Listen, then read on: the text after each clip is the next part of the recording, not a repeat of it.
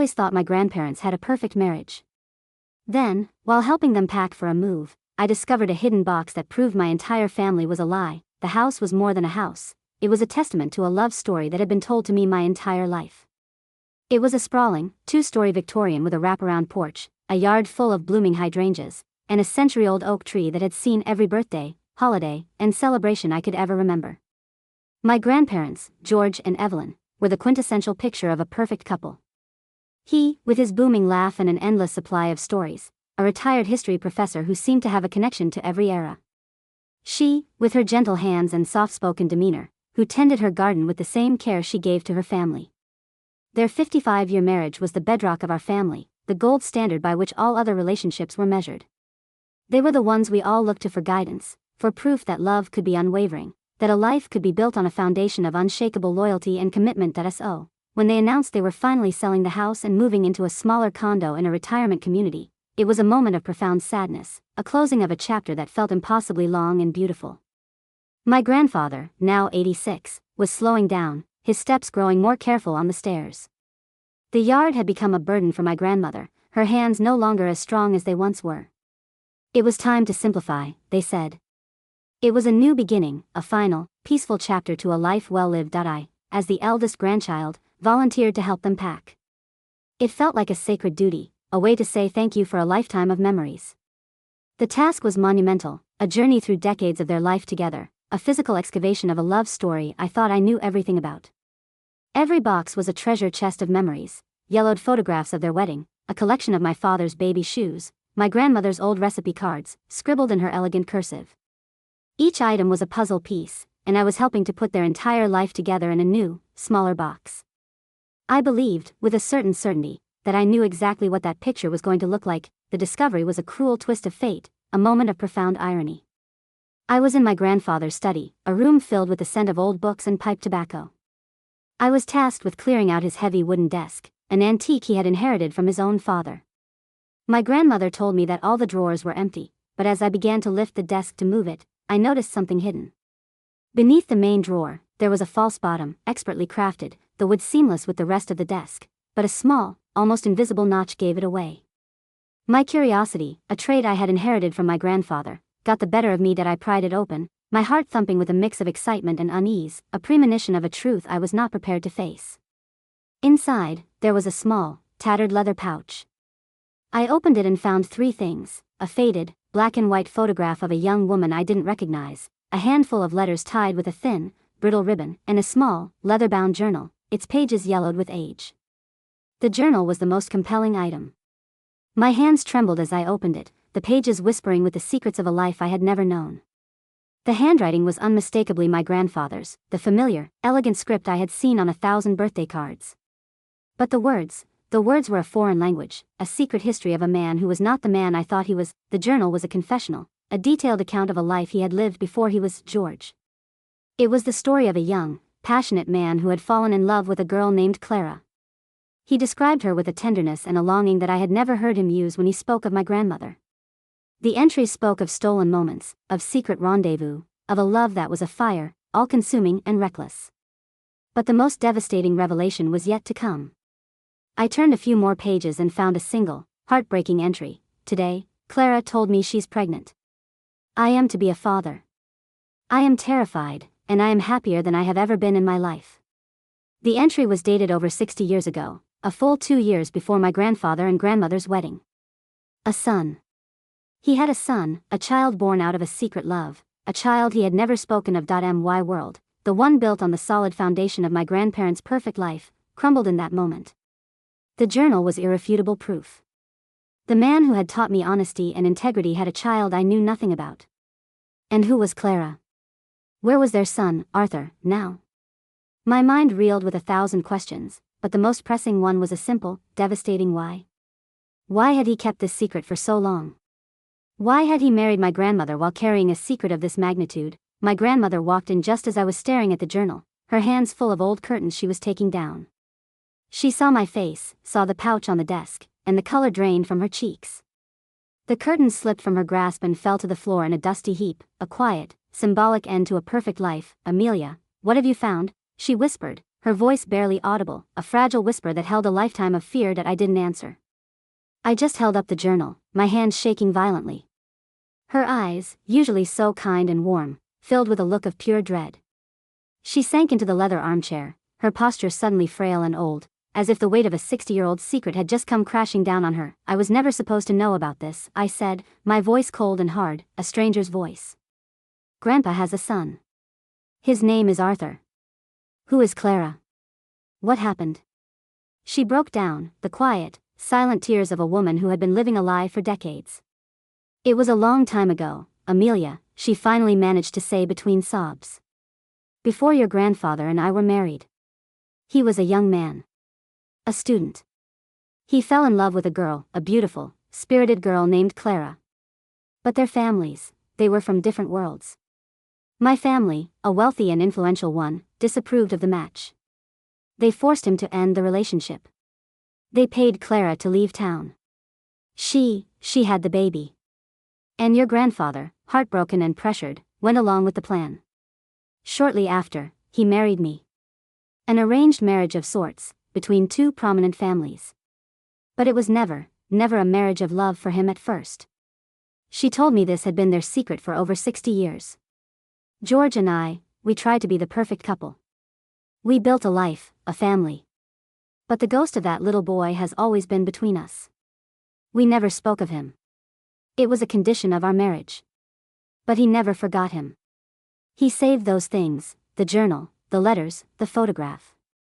He kept a part of his life hidden away, a life he lost. The betrayal was twofold. My grandfather's infidelity, his secret child, was one thing. But my grandmother's complicity, her knowing and accepting this truth for 60 years, was another. She had lived a lie, building a family on a foundation of a broken heart and a lost child. As she spoke, the reality of it all was overwhelming. My perfect family, a symbol of unwavering love, was just a myth, a beautiful lie. Your grandfather, he's not well now, Amelia, she said, her voice dropping to a desperate plea. The doctors say his mind is going. He has moments of clarity, but they're getting fewer and farther between. This would destroy him. It would kill him to know that this has come out now. He carried this guilt his whole life. It's the only thing that could truly break him. You must promise me, Amelia. You must destroy those things and never, ever speak of this again. For him. For me. For the family.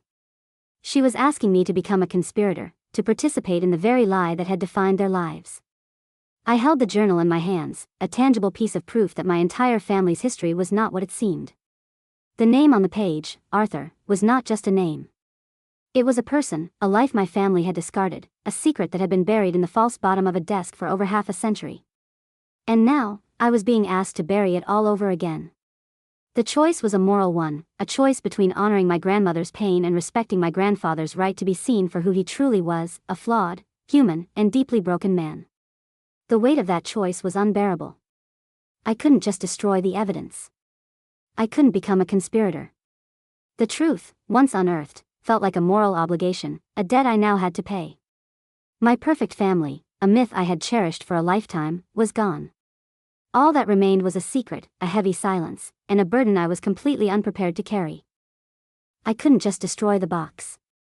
A silent pact made with my grandmother, whose trembling hands now mirrored my own, seemed a betrayal to the man I thought I knew, and my grandmother's desperate plea to bury the past, to let my grandfather die in the quiet comfort of a beautiful lie, echoed in my mind. But the small, tattered leather pouch and the leather-bound journal felt impossibly cold in my hands, a tangible piece of a truth I could not simply erase. Her tears, her profound guilt, and her frantic request to burn the evidence were a heavy weight on my conscience.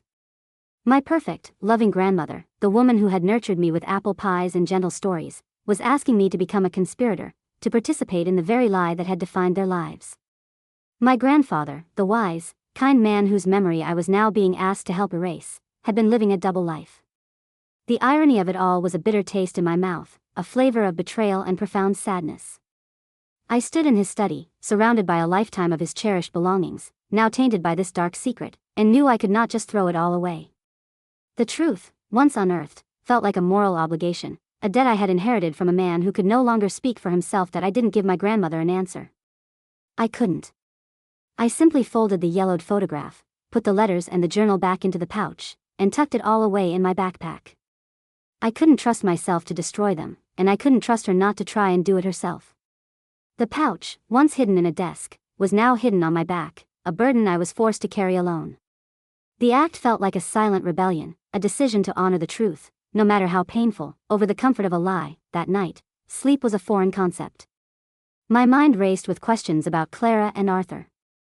The journal was the key, the only voice I had left to a man now lost in the fog of his own mind. I sat up in my bed, the quiet hum of the night a backdrop to the rustle of the ancient paper. I opened the journal again, the pages whispering with a secret history that was begging to be heard. I read every entry, a slow, agonizing journey into a life I never knew. The early entries were filled with a young man's love, a fierce, reckless passion for a woman who was his whole world. He wrote of her with a longing, a tenderness that felt so raw and real, it was like a living presence in the room. He spoke of the birth of his son, Arthur, with a profound, quiet joy, a joy that had been buried under decades of silence, but the journal also chronicled the heartbreaking aftermath. The entries became sparse, filled with a deep sense of loss and regret. He wrote of his family's ultimatum, of the pressure to marry my grandmother, Evelyn, a woman he respected, but did not yet love. He spoke of the day he was forced to say goodbye to Clara and his son, an entry so filled with pain it felt like a wound on the page. I cried as I read his final, desperate entry in the journal, a plea for forgiveness. I will never forget you, my Clara. I will never forget our son. I will spend my life trying to atone for this. I will build a good life for the family I am forced to have, but a part of my heart will always belong to the family I lost. The entry was dated just a month before his wedding to my grandmother. It was a tragic, heartbreaking love story. The man I had always known, the man who had loved my grandmother for so many years, was also a man who had loved and lost his first family. The betrayal, I thought, was not an act of malice, but an act of profound weakness and heartbreak, but a new, unsettling discovery was yet to come, a twist so cruel and so devastating it would rewrite the entire story. As I was putting the journal away, a loose envelope fell from the pages. It was a single, folded piece of paper, a letter addressed to my grandfather, written in a beautiful, elegant hand. It was dated 10 years after his marriage to my grandmother. I opened it, my hands shaking with a new kind of dread. The letter was not from Clara, but from a lawyer. It was a letter about a financial trust. A trust set up for Arthur Henderson, my grandfather's son. The letter thanked him for his continued financial support and assured him that the trust was well managed and would provide for his son's future. The address on the lawyer's letterhead was in a city a few hours' drive from my grandparents' house. My grandfather had not just given up his first love and his son, he had maintained a secret, ongoing relationship with them for decades that I felt the blood drain from my face. This wasn't a youthful indiscretion. This was a sustained, ongoing deception. My grandfather hadn't just given up a child, he had continued to support him, to be a silent presence in his life, all while living as the patriarch of our perfect family. The betrayal was so much deeper, so much more profound than I could have ever imagined. My grandmother's pain, her complicity, now made a twisted kind of sense. She had not only accepted the ghost of a child from his past, she had been living with the reality of an ongoing secret, an open wound on their marriage. Haunted by this new discovery, I drove to the address on the lawyer's letterhead the next day, a white lie to my parents about a dental appointment an easy excuse. The law office was a small, dusty building, a place where decades of secrets had been buried. I was nervous, my heart a frantic drum against my ribs. I asked for the lawyer mentioned in the letter, a Mr. Evans. He was an old, weary man who looked like he had seen 1,000 family secrets. "I'm sorry to bother you," I began, my voice trembling, "but my grandfather, George Henderson. I found some old documents about a trust he set up for a son named Arthur Henderson. He's not well, and we're just trying to make sense of his affairs." Mr. Evans looked at me with a weary, knowing look. He sighed, a sound filled with decades of professional exhaustion. "Ah, George. A good man. A good man with a heavy burden." He looked at me, a flicker of recognition in his eyes. "He told me about you, his granddaughter. He always said you were the one who understood him, the one with his curiosity." He then proceeded to lay bare a truth so much more complicated and devastating than I could have ever imagined. That he told me that my grandfather's relationship with Clara hadn't ended with his marriage to my grandmother. He had tried to, but he couldn't. He had continued to see Clara in secret, to support her and his son. The money was a part of it, yes, but the real betrayal, the one that had weighed on my grandfather's conscience for decades, was a lie he had told my grandmother. He had promised her, on their wedding day, that he would leave his past behind, that he would never see Clara again. But he couldn't. He loved her still. He had made a promise he couldn't keep, and he had been paying for it for over 60 years. That my grandmother, Evelyn, had found out about it years into their marriage. She had found a letter, a secret bank account, a trail of breadcrumbs that led her to the devastating truth. But she didn't leave him. Instead, she made a quiet, desperate bargain. A bargain that had a price that would now be paid by all of us. She told him she would keep his secret, Mr. Evans said, his voice quiet, as long as he promised her that their life, their family, their reputation, and their wealth would always remain with them. She was a woman who had been raised to be a wife, a mother, and a pillar of the community. To lose her husband, to lose her reputation, would have been to lose everything. She chose to live with a lie, to keep her family together, to protect her social standing. It was a Faustian bargain, a silent pact that had defined the next 60 years of their lives. The story had taken a new and devastating turn. My grandmother wasn't just a victim, she was a conspirator. She had traded her husband's full loyalty for a promise of security and legacy, a deal she had to honor to keep her own sanity and social standing. The secret was not just a burden, it was a contract. My perfect family was not a single lie, but a delicate, interlocking web of half-truths and misunderstandings, all held together by a profound lack of honesty. My grandfather was a man who had betrayed his wife with his first love, and my grandmother was a woman who had, in turn, betrayed her own heart by agreeing to live a lie. And now, as my grandfather lay on his deathbed, his secrets were all coming to light, and I was the one who had to decide what to do with them. The weight of it all was unbearable, a burden I was completely unprepared to carry. The house, which had once been a symbol of perfect love, was now a museum of a life built on a foundation of betrayal and quiet desperation. The final chapter of their life, it seemed, was not a peaceful sunset, but a final, devastating storm. I had uncovered a pact, a silent bargain my grandmother made to save her family's social standing at the cost of her heart. Now, I felt the suffocating weight of her 60-year-old secret. The profound stillness of my grandfather's study, once a place of quiet contemplation, now felt like the tomb of a forgotten life. Mr. Evans, the lawyer, had painted a picture of two people, my grandparents, who were living a profound lie, but the devastating reality was far more complex than a simple story of an arranged marriage and a youthful indiscretion. It was a story of a woman, my grandmother, who had been raised in a world where family name and reputation were everything, where love was a secondary consideration to duty and legacy. To lose her husband, to have him leave her for a woman from a different social class, would have been to lose everything she had ever known, everything she had been raised to become. Her decision to stay with him, to accept the ghost of his past, wasn't a weakness, it was an act of desperate self-preservation. Her Faustian bargain wasn't just a quiet agreement, it was a contract she had been forced to sign with her own heart. The betrayal, I now understood, was not just my grandfather's. It was the betrayal of a woman who had chosen to live a life of comfortable deceit over a life of painful honesty. She had traded her husband's loyalty for the promise of a secure future, and she had been paying the price ever since that I confronted her that evening, the air in the house thick with an unspoken dread. She was sitting in her favorite armchair, a book lying unopened on her lap, her eyes staring into a past that had just come roaring back to life. I laid out the truth, not in fragmented whispers, but as a complete narrative. I told her about Mr. Evans, the lawyer, and his account of the deal they had made. Her face, a mask of grief and denial, slowly crumpled as I spoke. The tears that began to fall were not for a man she had lost to another woman in her youth, they were for the man she had lost to her own quiet, heartbreaking choices. He promised me, she sobbed, her voice a raw, weary sound that spoke of decades of silent anguish. On our wedding day, he promised me he would leave his past behind. He told me he would never see Clara again.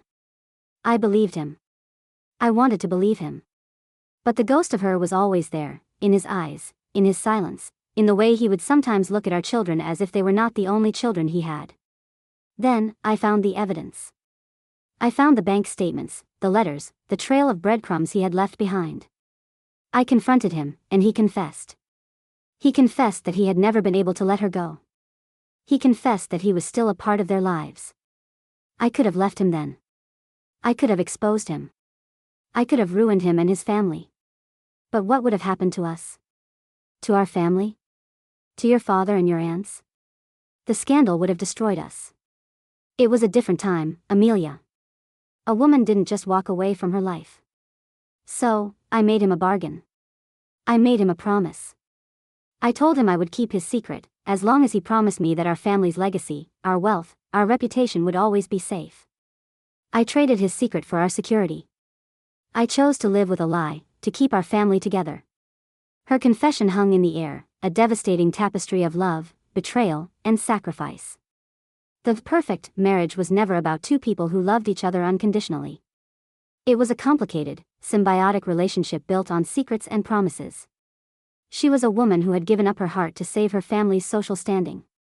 The man she had found solace in, the one who had made her feel seen, was a man whose existence was a testament to her own tragic misunderstanding.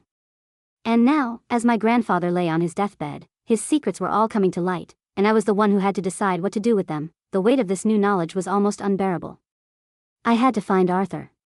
He was the key to this entire tragedy, the living, breathing proof of a life my family had tried to erase. I had the name of the law firm and the city from the lawyer's letter, but that was all. I knew I couldn't go back to Mr. Evans. He had given me all the information he could. My search became a quiet obsession, a mission I undertook alone in the dead of night. I spent hours on the internet, searching through old directories, using social media, trying to find a man named Arthur Henderson, who would now be in his late 50s or early 60s. But the name was too common. It was a sea of faces, 1,000 different men, none of whom looked like the man I imagined in my mind. The ticking clock on my grandfather's health grew louder. His periods of lucidity became more and more infrequent, his voice a ghost of the booming laugh I remembered. This put immense pressure on me to act. The truth, in all its complicated ugliness, was just waiting to burst through the fragile dam I had built. The house, which was supposed to be a peaceful memory, was now a legal battle waiting to happen. The sale of the house was put on hold. My grandmother, seeing my gambit, gave me a look of cautious gratitude. I had bought her time, but I knew it was a temporary fix. Then, a new clue emerged from the most unlikely of places. While helping my grandmother clean out her old recipe box, a box filled with the scent of old spices and flour, I found a small, neatly folded piece of paper tucked in with a recipe for my grandfather's favorite apple pie. It was a handwritten letter from Clara. The handwriting was elegant, beautiful, filled with a youthful love and a heartbreaking sorrow. It was a letter Clara had sent to my grandmother years after their marriage, a letter she had kept hidden away, a testament to her own deep pain. The letter was a plea for understanding, a quiet admission of her own broken heart. But the most important part of the letter was the return address. It was a small, quiet street in a part of town I'd never been to. The street name was illegible, a faded stain, but the name of the neighborhood was clear, Willow Creek. My heart stopped. This was it. This was the turning point. I had to go to Willow Creek. I lied to my parents about a dental appointment, and I drove to Willow Creek. The neighborhood was a quiet, tree-lined suburb, filled with small, well-maintained bungalows. I was about to give up, my courage failing me, when I saw an elderly man in a wheelchair, a neighbor perhaps, watching me from his front porch. I went up to him, my voice shaking with a mix of fear and desperation. I'm looking for someone who used to live here, I said, my voice barely a whisper. Clara. Clara Jensen? The man's eyes lit up. Clara. Oh, she was a dear friend. She passed a few years ago. Lived her whole life in this house. She had a son, you know. A wonderful boy named Arthur. He visited her every week without fail, even after he grew up and had a family of his own. But he was a secret, you know.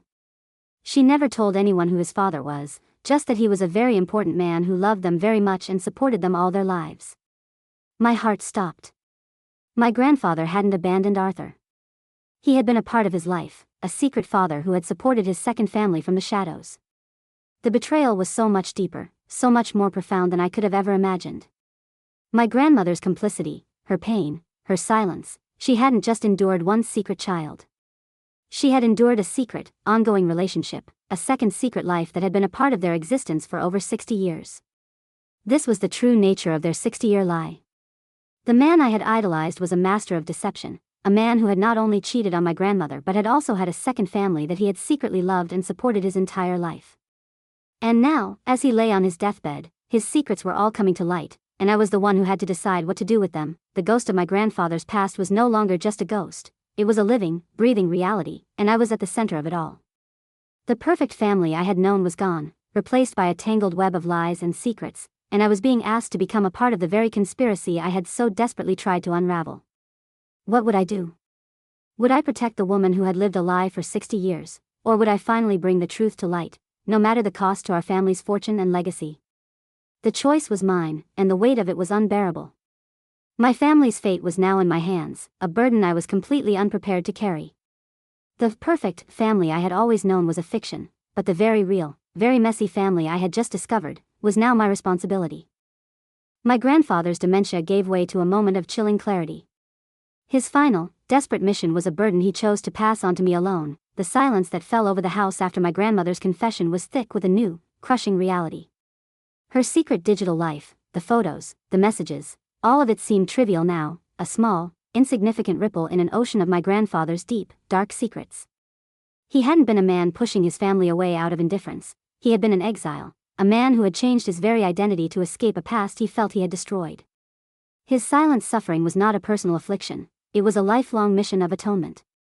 I was holding not just the evidence of his new identity, but the documents that proved he had been systematically selling off their assets, their heirlooms, their very legacy, to pay for a mistake from a lifetime ago. My grandmother's pain, so real and palpable, was a symptom of a much larger, more tragic ailment. She had been a victim of his silence, believing he no longer loved her, while he, in his own way, was silently sacrificing everything for the family he so desperately wanted to protect. The time for secrets was over. The financial crisis was a tangible, immediate threat. I had to tell my parents and my aunts, to bring them into this intricate web of lies before it all came crashing down on us. The family meeting was a tense affair, held in the same living room where my grandmother had confided in me about her affair with Arthur. The air was thick with unspoken resentment and fear. They had noticed the subtle financial changes, the delayed sale of the house, the cryptic conversations I had had with them, and they were desperate for answers. "Mom," my father began, his voice filled with a familiar dread, "what's going on?" "The house sale is on hold. The lawyers are asking about some missing funds from the retirement accounts." "What is this about?" My grandmother, still reeling from the shock of her own discovery, just looked at me, her eyes pleading for me to speak. I took a deep breath and laid out the story, not in fragmented whispers, but as a complete narrative. I told them everything, from the birth certificate in Grandpa's desk to the lawyer's account of his past mistake and the decades-long debt he had been trying to pay off. I showed them the documents, the old deeds, the bank statements, the affidavit of his name change. The room was filled with a stunned silence as they grappled with the reality of it all. "He changed his name," my Aunt Susan whispered, her voice filled with disbelief. "Our father? The man we've known our entire lives, his name wasn't even Richard? And he's been selling our heirlooms to pay off a debt from 50 years ago?" my Aunt Margaret cried, her face flushed with a new kind of anger, not at an affair, but at a financial betrayal. "Our family heirlooms, the ones we were meant to inherit, for a mistake he made when he was a boy? What about us? What about his children?" My father, John, was the most devastated. He had always revered his father, the quiet, hard-working man who had built a perfect life for them. Now, that man was a stranger, a ghost from a past he had never known. "He was in trouble, and he never told us," he said, his voice filled with a heartbreaking sense of loss. "He carried this all alone for his entire life, and we never knew. I thought he was just tired. I thought he was just withdrawing into himself." "My God, Mom, you knew about this?" My grandmother finally spoke, her voice a weary admission of guilt. "No. I didn't know about his past. I thought he was just distant. I thought he had stopped loving me. So, I found a love of my own, a man who made me feel seen. I was living a lie because I thought he was living one, too. The real tragedy is that we were both living a lie, but we were doing it for entirely different reasons." The story had gone from a family drama about infidelity to a financial and emotional crisis of epic proportions. The family, once a bastion of quiet tradition, was now in a full-blown panic. The house, the retirement funds, the family's entire legacy, it was all in jeopardy. The sale of the house was no longer a bittersweet moment, it was a race against time. The urgency of the situation was compounded by the doctor's call. My grandfather's condition had taken a sudden turn for the worse. His dementia, which had been a slow, creeping fog, had suddenly given way to a moment of startling, devastating clarity. He was asking for me. Alone, when I entered his room, the smell of antiseptic and sadness was overwhelming. He lay in bed, his eyes, so often lost in a fog, were now clear and focused. He looked at me, and a ghost of a smile touched his lips. "Chloe," he whispered, his voice thin and fragile, but filled with a heartbreaking clarity. "I was a good man, Chloe. But I wasn't an honest one." He spoke to me for what felt like hours, his voice a slow, halting chronicle of a life I had never known. He told me about the mistake, a foolish business venture that had cost his partner everything. He spoke of the guilt, the shame, and the promise he had made to his partner's dying wife that he would pay them back. He had not just changed his name to escape his past, he had changed it to protect his new family from the stain of his old mistake. The withdrawals, the sale of the heirlooms, the money from the house sale, it was all a part of his quiet, lifelong mission of atonement. But his mission had hit a wall. The person he was trying to pay, the son of his old partner, was untraceable. He had been sending money to a series of trusts and holding accounts, hoping one day to find the man. "I have a key," he whispered, his eyes filled with a desperate urgency. "A key to a box in the old bank. It's an old safety deposit box. The last of it. The final payment." I was waiting to find him. I was waiting to find him to give him the money and the letter. The letter. I wrote it a long time ago. An apology. A full confession. It's for them. It's for the family I hurt. Find him, Chloe. Find him and give him the money. And tell him I'm sorry. Tell him I tried. He slipped a small, tarnished key into my hand, his final act an admission of guilt, an act of faith in me, the only person who knew both of his secrets. His hand, frail and thin, squeezed mine. He looked at me, a father looking to a daughter, a man looking to a hero, and then the clarity in his eyes began to fade, replaced by the familiar fog of dementia. His final moment of lucidity was not for his wife, not for his children, but for a decades-old mistake in the granddaughter he trusted to finally make it right. The story was no longer just about secrets and lies, it was a race against time. The key, a tangible piece of evidence, was my grandfather's final mission. I had to find this man, the son of his business partner, and deliver not just a final payment, but a final, heartbreaking apology. The house was no longer just a house, it was the final battlefield of a man's life, a place where a family's legacy, built on a lie, was about to be either saved or destroyed by a man's desperate, final act of atonement. My family's fate was now in my hands, a burden I was completely unprepared to carry. The perfect family I had always known was a fiction, but the very real, very messy family I had just discovered, was now my responsibility. My grandfather's final words were not a goodbye, but a mission. He slipped a tarnished key into my hand, making me the keeper of his most devastating secret and the executor of his final act of atonement. The silence that followed my grandfather's passing was thick with the weight of a new, crushing reality. He was gone, and with him, the myth of the man we all thought he was. My family was in turmoil, not just grieving a loss, but grappling with a profound sense of betrayal. The house, which had once been a symbol of perfect love, was now a museum of a life built on a foundation of lies. My father, Margaret, and Susan looked at me, their faces a canvas of unspoken questions, but all I could do was hold the small, tarnished key in my hand, a silent promise to a man who had spent a lifetime atoning for his past. The weight of his final trust was a heavy burden, a quest I knew I had to undertake alone. The funeral was a quiet, somber affair, a final act of respect for a man they believed was a quiet, respectable patriarch. They didn't know the man I knew, the man who had lived in a constant state of internal exile, a man who had carried the weight of a past mistake so heavy, it had consumed his entire life. The inheritance, the house, the money, the conversations were all a whisper behind closed doors. They were worried about their financial future, a future they now believed was in jeopardy because of their father's reckless actions. My grandmother, in the wake of her grief, was a ghost. She was mourning not just the loss of her husband, but the loss of the man she had so deeply misunderstood for decades. She looked at me, a silent partner in this shared truth, and in her eyes, I saw not just sorrow, but a deep, profound regret for the years of emotional distance she had filled with a lie of her own. The key burned a hole in my pocket. I knew I couldn't tell my family about it just yet. They were too consumed with their grief and anger. The key, the safety deposit box, and my grandfather's final, desperate message were my mission, a quest I had to undertake alone. I went to the bank he had mentioned, an old, brick building with a quiet dignity, and presented the key. The banker, a kind-faced woman with a gentle smile, led me into a back room, a room filled with the scent of old paper and dust. She opened the small, metal box, and there it was, a manila envelope, sealed with a red wax stamp. I opened the envelope, my hands trembling. Inside, there was a stack of cashier's checks, dated from the last few years, totaling a significant amount. This was the final payment, the culmination of a lifetime of atonement. But there was something else. A letter, handwritten in my grandfather's neat, elegant cursive. I read it, my heart breaking with every word.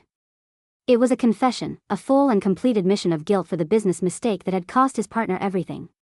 It was a heartfelt apology to the son he had never met, a plea for forgiveness and understanding. It was a final act of a man who, in his last moments, wanted to make things right. It was addressed to Alan, the son of his business partner. The quest was not over. The key had led me to the final payment, but I still had to deliver the apology.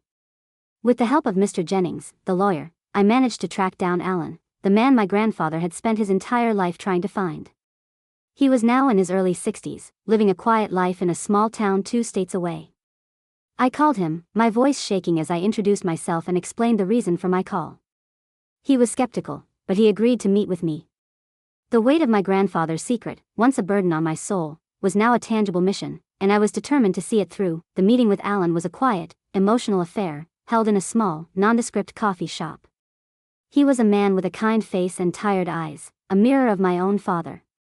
I laid out the story for him, starting from the beginning, from my grandfather's youth, the business mistake, the name change, the decades of silent atonement. I gave him the cashier's checks and my grandfather's final letter. Alan listened in silence, his expression unreadable. When I finished, he just sat there, staring at the letter. My father never hated him, you know, he finally said, his voice thick with a past grief. He was angry, yes, but he always said that Richard was a good man who made a bad mistake. My father's life was difficult after that, but he moved on. He started a small business, and he worked hard. He always told me that the greatest sin was not the mistake, but the failure to learn from it. He never knew that Richard had been trying to find us all these years. He never knew that the man who had changed his life had also spent his life trying to make it right. The final act of my grandfather's life, a culmination of a lifetime of guilt, was not the heroic act of a man making a grand gesture, but the quiet, humble apology of a man who had made a mistake and had spent his life trying to atone for it. The inheritance, the money, the secret trust, it was all a part of a man's silent, noble, and heartbreaking mission to make things right. Alan, a man who had no reason to forgive us, gave me a look of quiet gratitude. He didn't want the money, his family was well off. But he took the letter, his eyes filled with a peace that only came from a final, unexpected closure. The funeral, the secrets, the betrayal, it all came to a head. My family, now knowing the full, complicated truth, was in a state of turmoil. They had lost not just a father and a husband, but a myth, a perfect man who had never existed. The house was sold, the money was divided, and the inheritance that was once a source of bitter resentment was now a source of quiet, complicated grief. My grandmother, in her newfound wisdom, found a quiet peace. She was a woman who had lived with a lie, but she was now a woman who understood the love that lay beneath it. She and I, the 2 people who had known my grandfather's 2 great secrets, found a new kind of bond, a bond born of shared pain and a quiet, shared truth. We talked about his life, about the man who had loved 2 families in 2 different ways, and we learned to forgive him. The perfect family I had always known was a myth, but the true family, the messy, complicated, and deeply human family that remained, was something more beautiful. My grandfather's legacy wasn't the house, the money, or the flawless reputation. It was the messy, complicated truth that finally brought peace to 2 families. The secret was out, and our family, broken and beautiful, was finally ready to begin the long, difficult journey of healing, not as a perfect family, but as a real one. The final chapter of my grandfather's life was not a tragedy of betrayal, but a long, heartbreaking love story of a man who had to change his life to make it right.